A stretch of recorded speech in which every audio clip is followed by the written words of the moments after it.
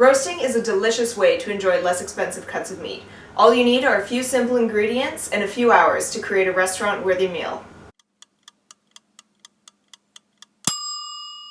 Today I'm going to be making a fall-off-the-bone roasted lamb shoulder with Greek lemony potatoes. This dish is remarkably easy and is going to please anyone you put in front of it.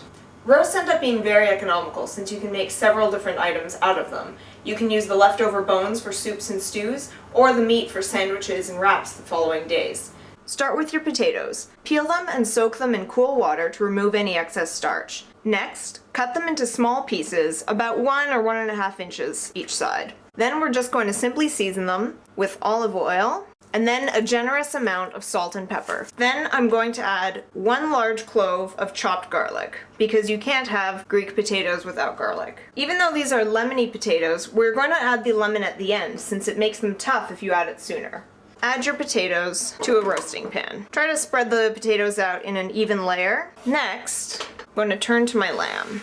Lamb shoulder is a great roast. It's muscle that works a lot in the animal, so it does need a few hours to break down, but once you do, it's delicious, tender, and very flavorful. You want to make sure that you bring any meat that you're cooking to room temperature before putting it in the oven. This will help it cook evenly. And what I'm going to do is just cut my garlic in halves and stud it in the lamb. This is going to give a very subtle roasted garlic flavor that's going to perfume the meat. Or if you like, you can just skip this altogether. There are a lot of bones in the lamb shoulder, so just try to go around the meat, being extremely careful in this step. Next, I'm going to put some olive oil on the meat, and then a liberal seasoning of salt and pepper. Put your roast on top of your potatoes. A little more olive oil, more salt, give it a nice crust before I put it in the oven. And it is a big piece of meat, so be generous with the salt. I just put the lamb into a preheated 400 Fahrenheit oven. I'm going to let it sit for 20 minutes to sear the outside and caramelize the fat.